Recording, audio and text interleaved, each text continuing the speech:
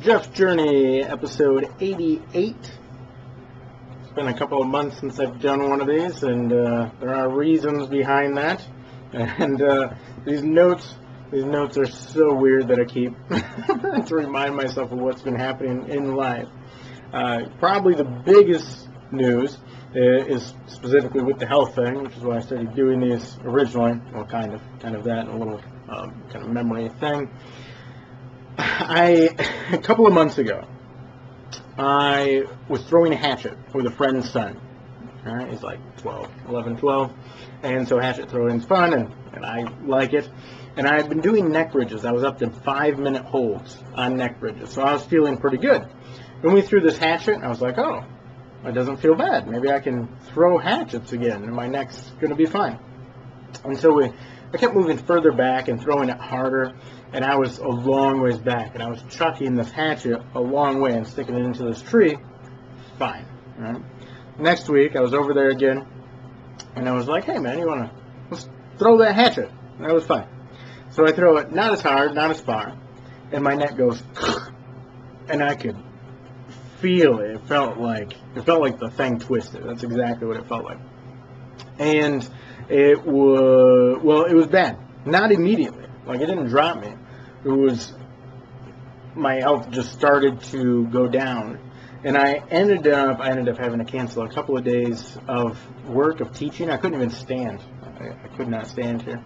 And I had my mother and a friend had to take me back and forth 7 days in a row to the chiropractor, which extremely helpful. They let me come to their house and get adjusted. Otherwise, who knows how long it would take to recover from something like that. It's pretty crazy. Now, it's been a few months. I think it's been over 2 months. I can't remember exactly when that was. And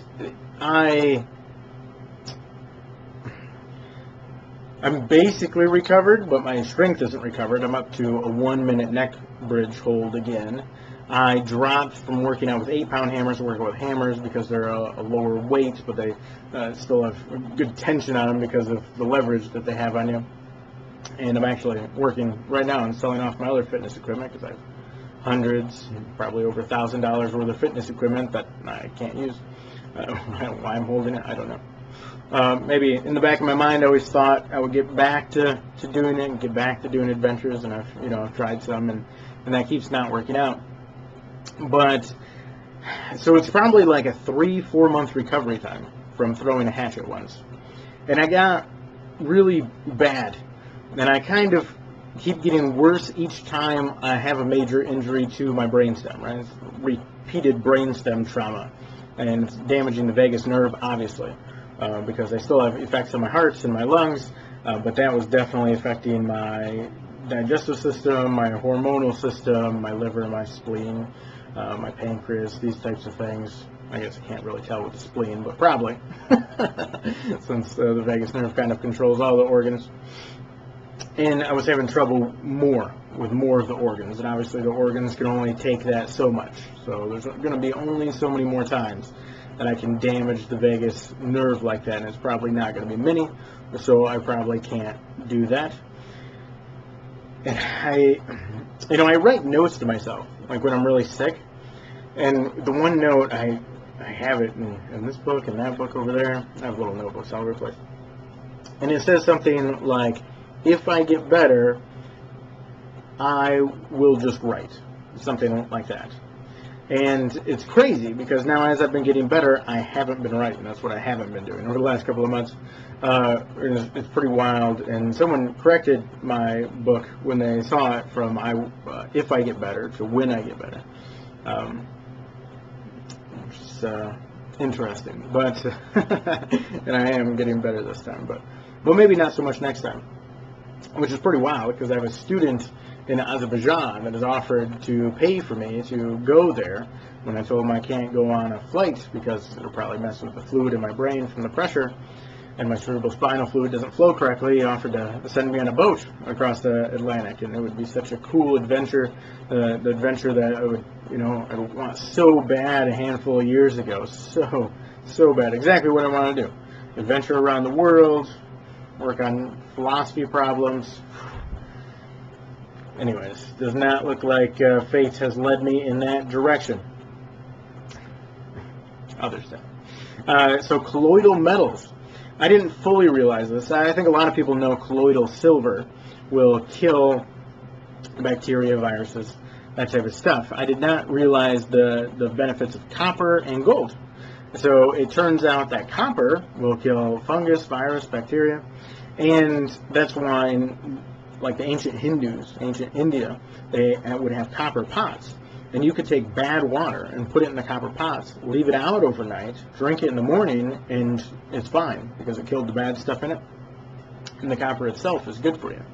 And then gold doesn't kill anything like silver and copper, but it's good for your brain. A lot of memory improvements, that type of stuff. And I experimented with it a little bit, but it was a little bit after my issue, so it's very hard to tell how it did. But my memory seems to have not been quite as sharp since I stopped taking it. And I've been healing more since then, so it seems like it probably did have a benefit. So I'll probably get back around to that.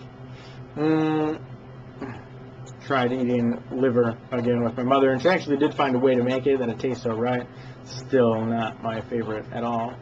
We went to a Freedom Fest with a bunch of family met us over there in Newaygo, which is cool. I usually go to a logging event they have over there, but this was a Freedom Fest for the the opposition movement, which is so funny, right? They have opposition parties in every country around the world, right? And I have students in China, Russia, Kazakhstan, the Ukraine, Belarus, Turkey, Azerbaijan. We had students in a few other countries, United States, and I think I had one student in Germany, a few other places maybe. But even in the super corrupt places, they have an opposition party, but it's a fake opposition party, and that's what that movement feels like. But good things could come out of it. It'll probably take a couple of decades, though, as things change by generation on that level. You have to actually change the culture. And Václav Havel and Alexander Solzhenitsyn, all these guys, Ayn Rand, and I believe Hannah Arendt talks about it. I mean, just about everyone, that the morality of a culture is essentially built from its narratives, right? Its narratives contained in art, mythology, religion, something like that. And it builds it from there, and you have to change that over decades because it has to change over generations. But it was interesting. It was a fun event. My uncle met us down there. My father came down there. My sister was there. It was cool. And then there was going to be, I was going to go to something in Lansing, something like that, something similar. And the one I had actually scheduled to go to, they had to cancel because they got all the crazy riot stuff going on. Very interesting political move. And then Russia and China both moved away from PayPal, which I thought was very interesting. So now I get paid. I get paid through there still for some private clients, but for other companies, I get paid in other ways. So I get paid in a few different ways online, which is kind of interesting. And one of them is now Payoneer, which I had signed up for before, but I didn't actually use before. Some of these notes are crazy. Like the one note is just NASCAR. Like so much has happened with NASCAR over the last couple of months that I believe at the time that I wrote this, everything was like positive and good. And they were looking at being the first sport to reopen and looking at taking market share. And since then, they've been full of a bunch of controversies and politics and whatnot. And I thought the MLB was going to stay away from it. And then they dove face first into concrete as far as politics is concerned. So super interesting to watch all those places nosedive repeatedly, over and over, without learning from each other at all. Very interesting. I put a book on Amazon. It's the first 17 articles that I wrote on fighting local government corruption. I called it Fighting Local Government Corruption in Dalton Township by Jeffrey Alexander Martin. And I wrote one article since then, actually. So there's technically 18 articles now, and there's 17 in the book. And it's interesting. I don't know if anyone bought it, really. I haven't particularly paid attention or looked. I got 10 of them. I gave like half of those away.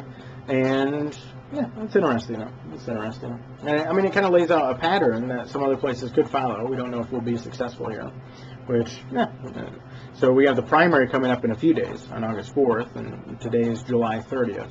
So that'll be very interesting it'll be telling to see some of those numbers. Genealogy. So genealogy is extremely interesting.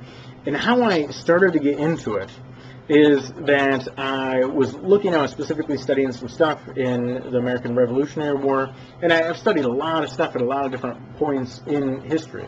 And I was researching the history of religious freedom, which is an insane history, right? The key guy is Roger Williams. No one even knows who he is anymore.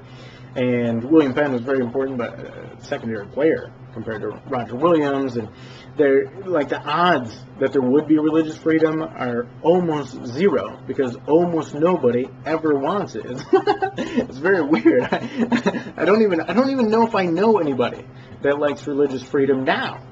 And it's amazing that it exists at all. And it's a very American thing. And basically, if you're going to study any of the history of freedom, you're going to end up heavy with the United States, and before that with Britain bleeding into the United States. And British history basically is the history of freedom, and that's trying to be erased from our culture right now, of course. But, of course, the people trying to erase it don't like freedom either, so that makes a lot of sense.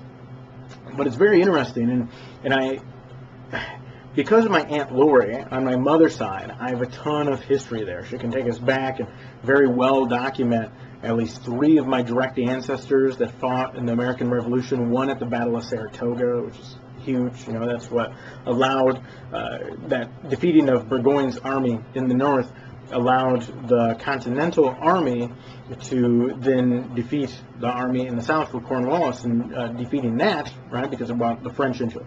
Defeating them, which the French fleet helped with, is what made the British surrender in New York in the middle. So it played a key point in winning the war, and I had a direct ancestor in there. So instead of like reading someone else's stuff, I can try to research that guy. And since you're diving into it very specifically, if you want to know very much about history, you have to dive into it very specifically. It's cool to look at very general patterns and stuff, but you need to read stuff from the time, that type of thing. And you need to look at some details, and why not try to look at my own ancestors? It'd be so cool. And she has solid documentation taking us back to the Mayflower. Now, we don't belong to any of these societies. I'm going to work at the next couple of years of belonging to these societies, because we definitely could and we should. There's 2 Sons of the American Revolution societies. I'll join both of those. There's a Mayflower Society. I'll join that. And then on my father's side, we didn't have very much. I thought I was going to lose everything in the 1800s. That was as far as we were going to be able to go back, but I did not. I was able to connect with stuff online. FamilySearch.org is great. It's the Mormon system, and they're huge into genealogy, and it works really good.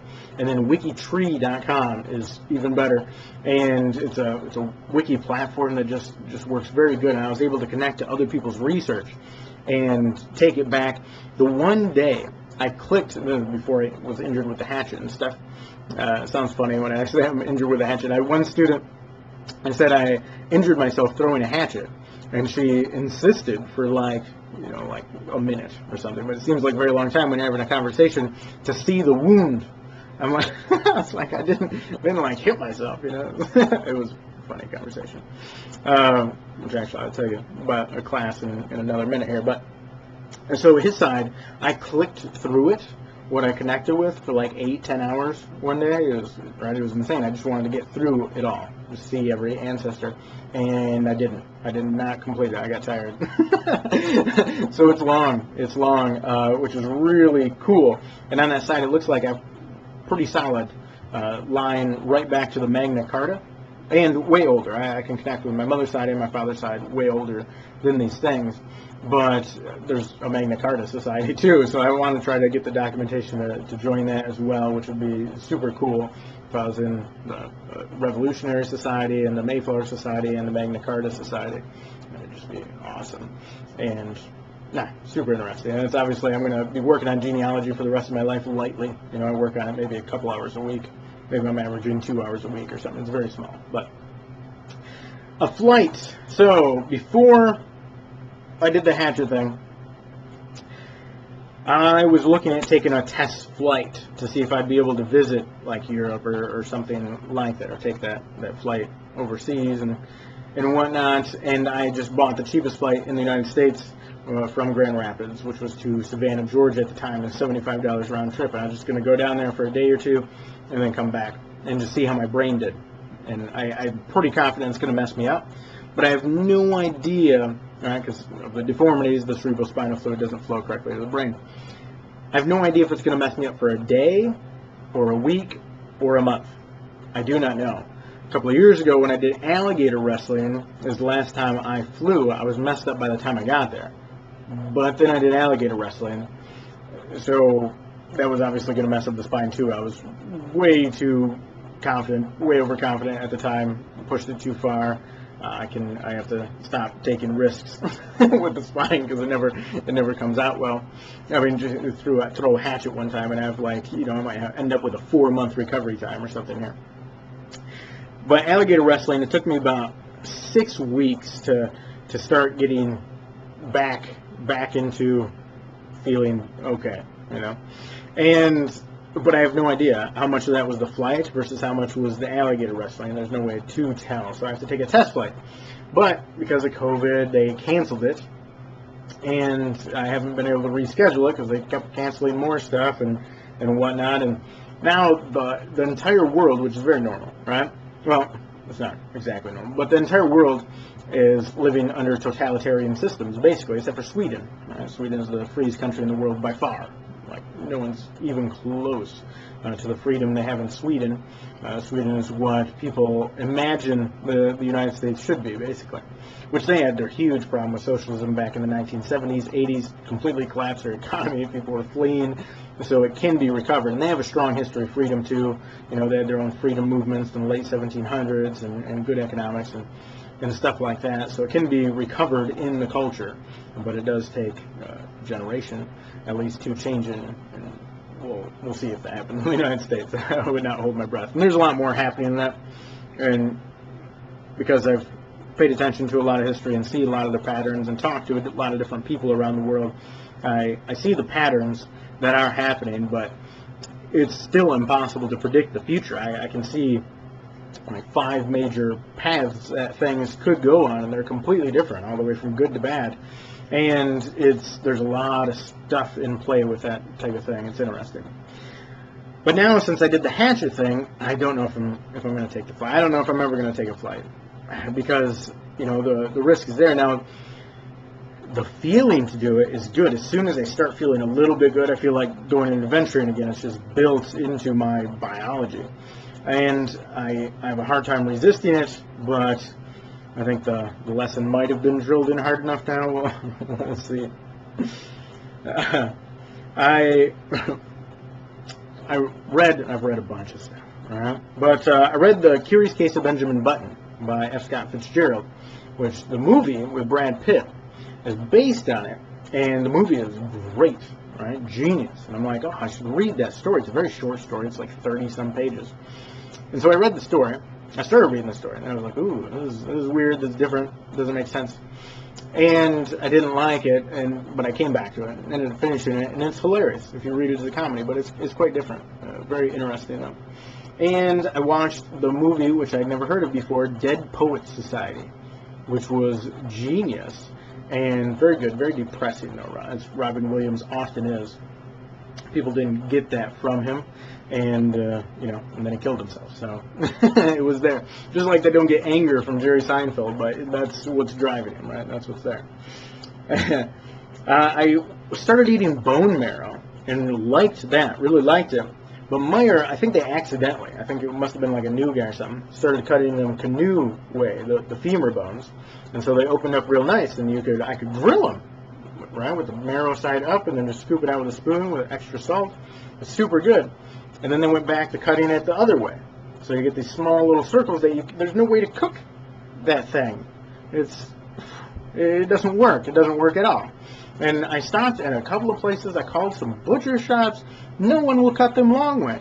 And the one woman said, you only cut it that way if you want to lose a finger. So I think the guy at Meyer that was doing it was just, he's probably like a new guy that didn't know what he's doing and cut it the way that it would work to eat. And I don't see why you'd have to lose a finger, because you could press it through the saw with like a piece of wood or something. People cut things every day, and figure out ways to cut it without losing fingers. And nah, it's annoying. So, but apparently to get that, if I really wanted to, I would need to like get my own saw and cut my own bones, I guess, which is I don't particularly want to do.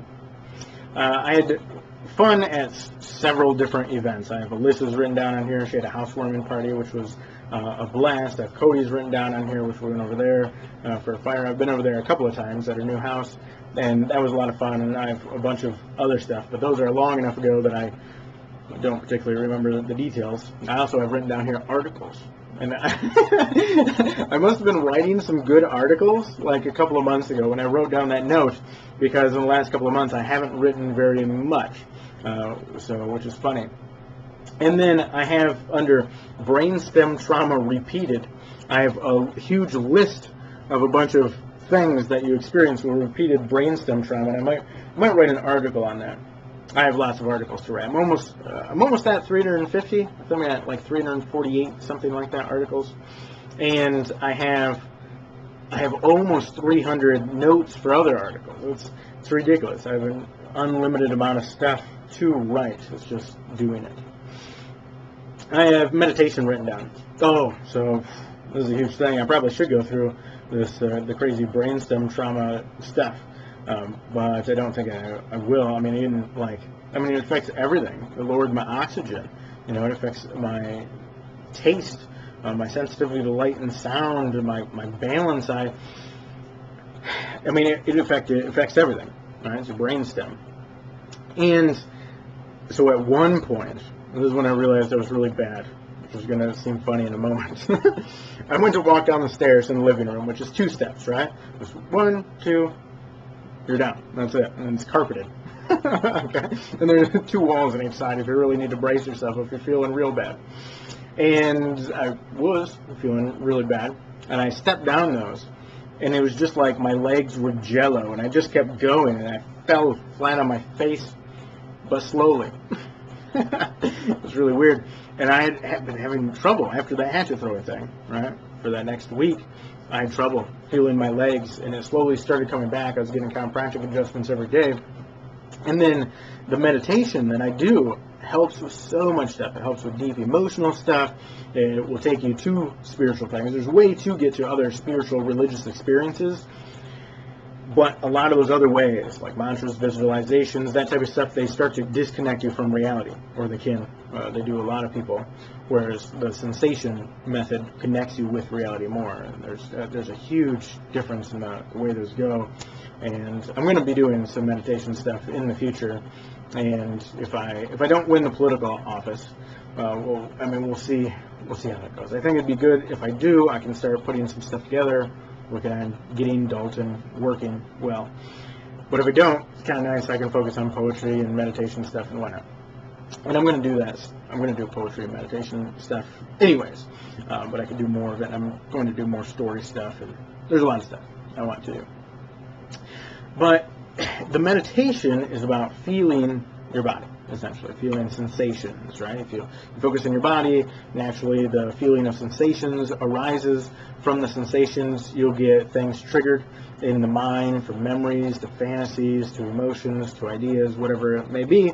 And from those, as those kind of process out, sometimes you'll get insights, right? So vipassana, insight meditation, which is different than samadhi, which is focus meditation, concentration meditation. But you can also focus on a sensation, right? You can focus like on your fingertip, right? You can focus on the first knuckle of your 2 pointer fingers. I've done that, or just your eyeballs, right? Just try to feel your eyeballs. It's very super interesting stuff, very effective, very useful for all sorts of stuff. But I was working on my legs and the rest of my body too. Meditation helps with everything. It helps keep my spine in alignment and a bunch of stuff. But I was focusing on my legs because I couldn't feel them very well. And it was the feeling was very patchy, and I'm pretty good at going into a meditative state of being able to feel parts of my body because I've been practicing pretty intensely for the last couple of years, right? And this is another thing I've noticed. How long you've been meditating matters almost none. it matters a little bit, but not very much. People would be like, I've been meditating for decades, very consistently. And then they know nothing about meditation, and you realize they haven't really done much. They haven't even maybe really done meditation deeply. It's very weird. So it's kind of about pushing yourself, but because I was dealing with so much debilitating physical pain, and still am, that it drove me to, I had to dive in very intensely to rewire my brain to deal with that. And so I'm pretty good at it. And I kept working back and forth over these areas I couldn't feel in my legs, and I was feeling my legs better, but still not my feet so much. They were kind of numb. And at the one point, so in the morning, I meditated like an hour. And I don't pay attention to how long I meditate. I just do certain patterns and stuff, and I don't even set timers. And it's very hard for me to tell, even if it's 10 minutes or an hour or something like that. But this time, I'd been about an hour. I've been meditating in my bed, laying down, which is how I mostly do it. I really should expand that more, and there's a bunch of explorations I want to do in meditation just for fun and whatnot. But my feet started to twitch and come back into feeling after like an hour of meditation just on my feet, right? And they started to come back into feeling, and it was the craziest thing. It's like this knitting together of the nervous system, and that's kind of how it feels. It feels like your nervous system is knitting itself back together, and I could feel my skull at the same time, just overwhelming. Right? I was focused on my feet. They start twitching and like coming back live. It kind of feels like you cut off the blood to your foot, but for like a week. And then the blood was rushing back in, something like that, like pins and needles, all sorts of stuff. Lots of feelings, lots of different kinds of feelings.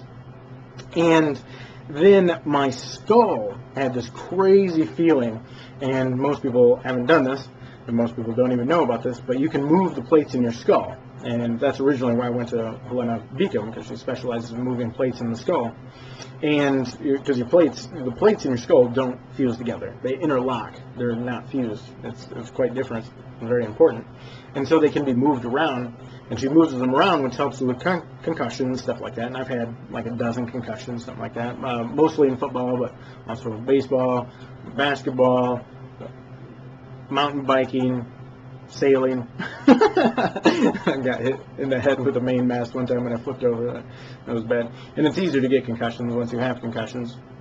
But when she was moving my plates, there's this crazy feeling of the muscles moving in your head because the bones of your skull are moving around. And I had the exact same thing happening when my feet were coming back alive. I guess is the best way to say it. It was a crazy experience, intense, super intense experience. And, I got a copper bottle. I talked about those colloidal metals earlier. I also got, Holly gave me a copper bottle, which is super cool. And I just recently ordered some copper cups, some copper glasses. And asked that it can't be the lacquered kind because it has to be contact the copper, and the copper all turns different colors and stuff, which is really cool. It barely adds any flavor to the water, but you get that colloidal copper thing happening, the killing of bacteria, stuff like that, and it's good for you, which is cool. And this copper bottle, I don't know what it was, like fresh copper or something, but I just put it in the house and left it, and it made the entire house smell like copper. And I ended up having to take it outside for like a handful of hours, 2 days in a row, and leave it in the sun so the sun could hit this whole copper bottle, water bottle, and like take that super strong copper smell out of it. And it still smells like a penny. If you rub it and smell your hands, right, it smells like you've been holding a bunch of pennies or something. So, I mean, it smells like copper. It's pure copper. But for some reason, at first, the smell on it was insane and so strong. So insanely strong. All right. I wrote down book again. Well, I recently finished. Yeah, we'll put this all together. All right. So this, well, a couple of things. This previous Saturday, my dad was in bad shape. His hip socket had gotten so inflamed that I ended up going up and taking him to the hospital, which, is pretty rare to travel there. And no benefit at all. I can't find a benefit to hospitals at all, which is weird and insane. Just shows how, corrupt and kind of messed up they are. To antibiotics, I can find a benefit, but why you need hospitals for those, no clue, because you don't.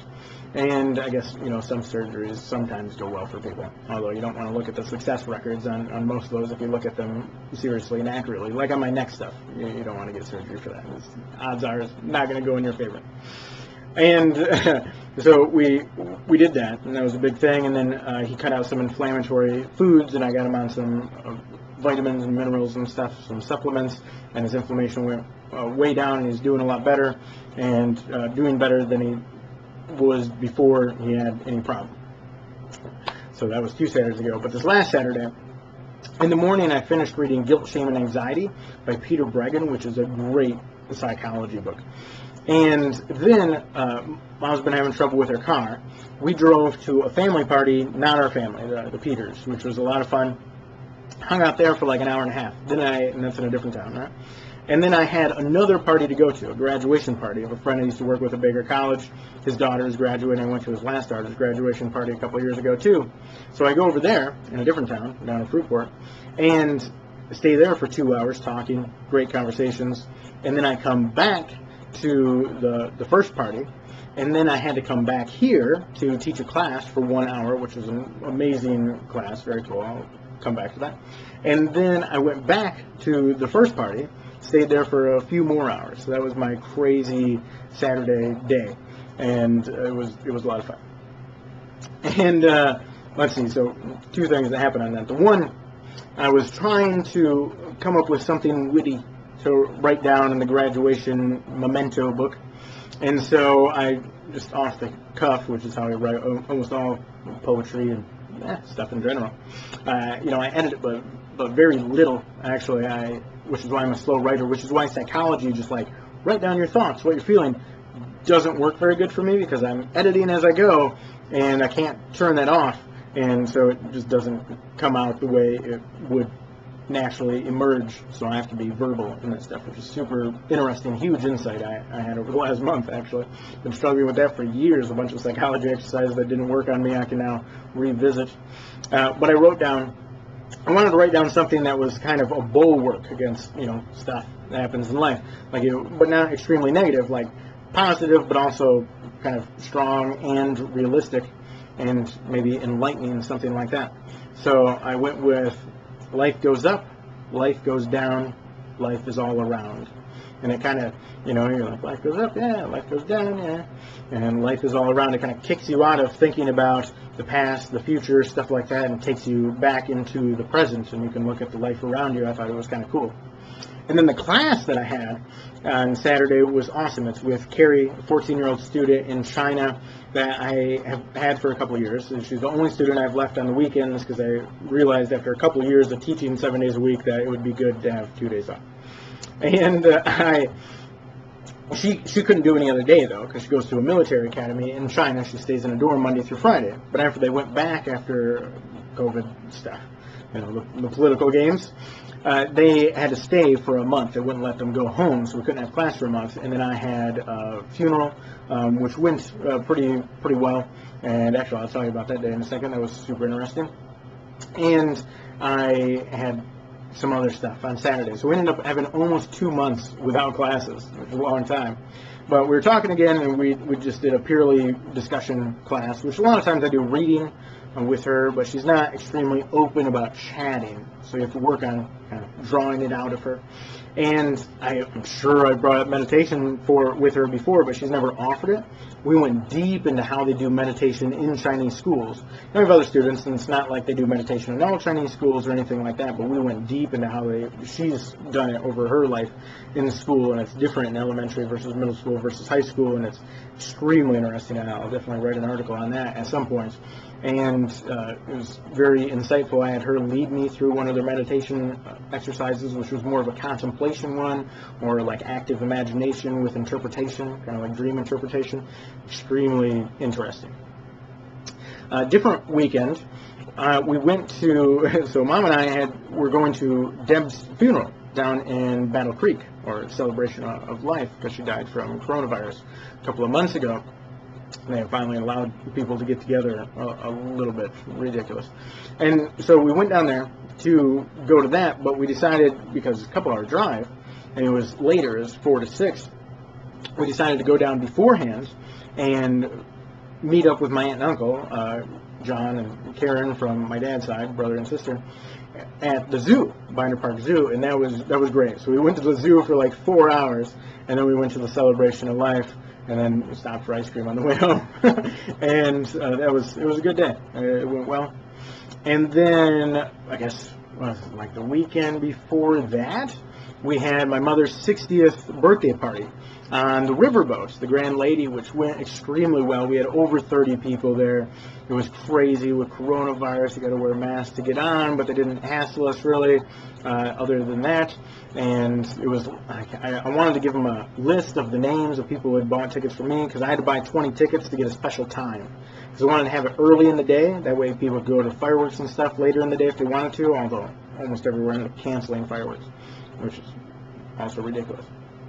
Which is a spell in Harry Potter, which is very cool for a boggart to transform what you fear into something that you find surprisingly okay, which is the ontogenesis of laughter, right? Something that surprises you, but you can handle, you're comfortable with. So, yeah, extremely interesting. And ontogenesis means like emerging as a child, and essentially goes into the history of humans and the history of mammals, and how that comes about as a combination of like a scared cry and a nice comforting coo type of sound of a baby. So super interesting. But I was gonna give them a list of these 20 people, and they didn't want the list, because that's not normally how they do it. They said they would just give me tickets. And then we get there, and they're like, we're not handing out tickets because of coronavirus. I'm like, okay. Like, how do we do it? And they're like, all right, there's 20 people on the list named Jeff Martin. So everyone that's you, just come up and be like, I'm Jeff Martin. I'm with Jeff Martin. And go right on. But it was a lot of fun. Everyone had a blast. You know, we got singing happy birthday, and I announced it. There were like 2 other groups, I believe, on the boat, 2 small family groups. They were both up top. And I went up there and I announced it over the loudspeaker, and it was funny, and they applauded. I invited them down, but before I even got down to the lower level, they were already halfway through singing happy birthday. It happened so fast, but it all went off well. And you know, we had probably approaching 36 people come for our group, and it was a lot of fun. And I mean, family, friends, coworkers, all sorts of people. I had at least one friend come that didn't even know Mom, so he met her on the boat at her 60th birthday party, which was a lot of fun. And let's see, a lot of other stuff, but let me see if there's anything big. Oh, I've been doing psychology exercises. I'm always doing psychology exercises, right? So, let's say, simplify stuff. I have a weird personality, innate personality. Right? Not to mention developed personality.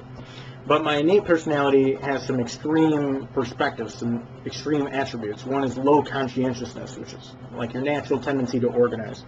And I have this extremely high tendency to be open to new ideas, curious, that type of thing. I'm in the 96th, 97th percentile for openness. I'm in the 0th percentile for conscientiousness. And I'm high for neuroticism. I'm kind of low for extroversion. And I'm kind of medium-low for agreeableness, something like that. So combine all those, and you really do get my personality. But this super low conscientiousness and the super high openness creates this really unstable psychology where I'm always exploring, and I'm kind of exploring chaotically. And so I end up knowing lots of stuff, as many people have noted over my life, but I don't usually go too many places with it. I just learn it, and people don't understand. You know, they'll ask me like why I'm asking questions of certain things, and I'll ask personal questions to people about certain things, and I'll be like, you know, they'll ask like why are you doing that? And I think they think I have some sort of agenda, and I'm like, because I'm curious, and they don't get it, right? Because these people are not curious. They're not curious people. They don't usually know much, and they don't want to know much. They probably have extremely low openness scores, and they're very kind of like sealed off, and they want everything to be really structured and simple. And I am the exact opposite of that, and I really do pursue what I find curious purely because I find it curious, which makes your life chaos, you know, because I find everything curious, basically. And so it's extremely interesting. But there's basically 3 levels of consciousness, right? There's the conscious stuff that you can articulate, you can explain, you can say, I can talk about, and I won't talk about it very much, all right, but at a very basic metaphysical level, my perspective is that everything is temporary, which is a very Buddhist insight of all things that are compound will eventually go away, all right? But also everything is eternal, which is a very logotherapy, Viktor Frankl insight of that when something happens in the past, and I go over this in Jeff's Zipper a little bit, there's possibility in the future, but as it comes into actuality, and then it moves into history, it gets solidified in the past. The past can't be changed. It doesn't matter if anyone knows about it or not. It happened the way it happened, even if we know the wrong thing. And so it is eternal, right? And so it's with the idea that there is an arrow of time that leads in one way, if you want to get into the physics of it. So everything is both temporary and eternal at the same time. And I can articulate this. But then at a deeper level, there's the subconscious. The things that you know, but you don't know you know them.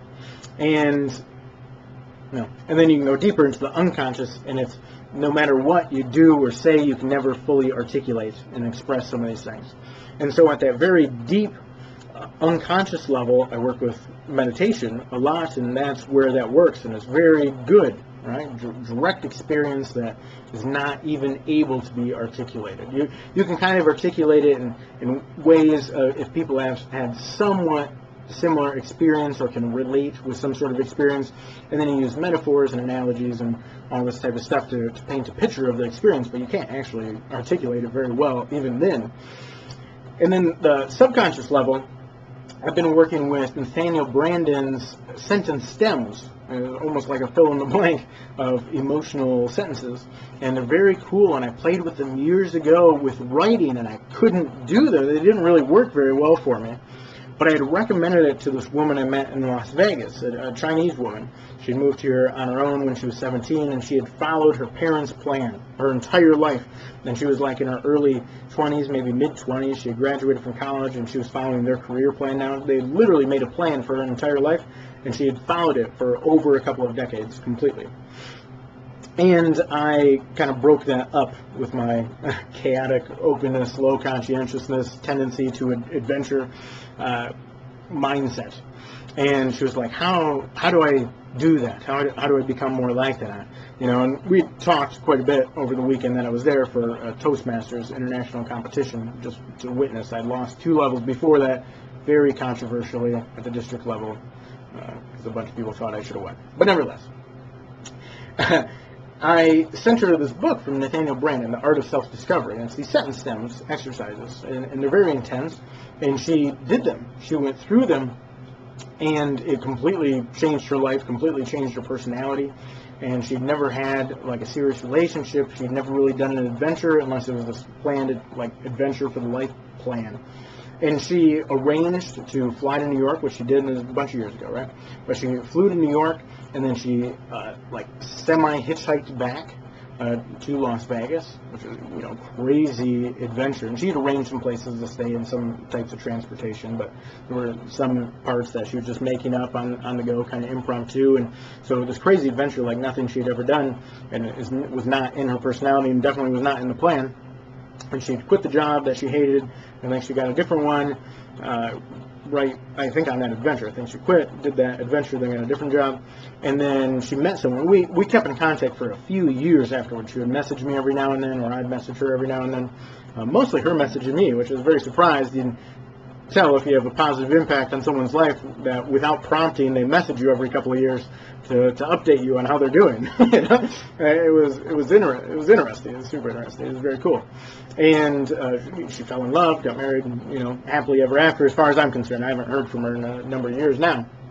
And it was this book, these psychology exercises that I recommended, and I played with them with writing, but the writing thing didn't work for me very well, which is maybe why I'm decently good at writing right off the cuff. Like, I go to a writing group, I leave with a solid story usually. Or like poetry, if you see my sheets of poetry, which I've been writing poetry not very recently, but maybe a month ago, something like that. I got into writing poetry maybe 2 months ago, for about a week. And sometimes I just have these bursts of like needing to write poetry, and it's pretty good. And you can look at the sheets where I write it down. I write poetry by hand. I write my articles, I type them. right? But I write poetry by hand for some reason. It feels different. It feels better. And I might scratch out a word here, there, something, right? I make some changes, a line, but it's not very much. It's not like other writers that I've seen where they edit their stuff, famous and non-famous writers, where they change tons of stuff. I don't change too much, and I get it where I like it. So it doesn't work for these psychology exercises. But I started doing them verbally, and I'm up to, starting at the beginning of July, so over the last month, I've done 5 sessions with myself, right? Self-analysis, which Karen Horney, which is super important psychologist in history, pioneering psychologist on neuroticism and stuff. She has a book on self-analysis, which is super good too, but uses kind of the classical techniques, which seem all right, and I've played with, but not that great. And I've played with them with writing, which is not my way. And I've also played with active imagination from Carl Jung, which is, didn't work that good. And I think it's this writing versus verbal thing for me personally, which I just never fully realized. Seems like a huge, obvious thing that I missed. It's like as soon as you realize it, you're like, oh. And but I've been playing with these sentence stems verbally now, and they are definitely changing stuff at the subconscious level. And then obviously like philosophy and specific takes on stuff at the conscious level. I'm always studying. There's lots of sets of those. But a lot of people, they can start at either end or in the middle. They can do any one of these things. They can do affirmations and self-talk, which I talked with Shad Helmstetter at one time. He tried to recruit me to become a speaker and go around promoting his philosophy of positive self-talk. And I ended up saying no because it really didn't work very well for me. And then some people do sentence stems, and it changes their life. Or the self-authoring program is very similar. It changes their life and works out from there. Or some people do meditation, and it changes their subconscious and their conscious mind. And I think with a personality at my extremes of openness and conscientiousness, you actually need to work at all 3 levels to really stabilize it. You need to work at all 3 levels, and you need to work in the past, the present, and the future, all at the same time to give it enough structure to stabilize it, which is a recent realization I've had over the last month, basically, and super interesting and super good. And, yeah, I mean, there's a bunch of other stuff. But that's a good overview of recent times. I've been walking on the beach quite a bit, which is very refreshing. I shouldn't go super hiking like I like to anymore and do that really physical intense stuff, but just like calmly walking on the Lake Michigan beach is so refreshing. It still gets me out, breaks you out of that box idea of being in a house, being in a car, being in a work office, right? Everything keeps you in a box. That idea of breaking out of the box that I encountered with Desmond Morris. And so that's been very good, and a lot of cool stuff. And so I guess that's where I'm going to leave it for Jeff's journey with corporal fetal syndrome, episode 88. It's a good summary of the last few months, and things are interesting, both in my life and in the world, the life of the world, and probably in the universe. And now I'm rearranging my books. I got a couple of clear bins, and I put some more books in there because I'm always getting new ones. And then I moved a bunch of books from the bedroom out to where I cleared space in the living room, so the 2 bookshelves out there. And now I cleared off several shelves in here. I have 6 small bookcases in here. Cleared off a few shelves on 3 different bookcases, and now I'm going to reorganize those. So the reorganizing of the books that occurs every couple of years is underway currently. And a bunch of other stuff, big stuff even, but I can't. No, I'm not going to update you on everything, I guess, which seems so weird. Normally I'm so transparent. Maybe that's changing a little bit. There's 2 big things that I'm leaving out, but I'm out of time anyways. So until next time, this is Jeff signing off.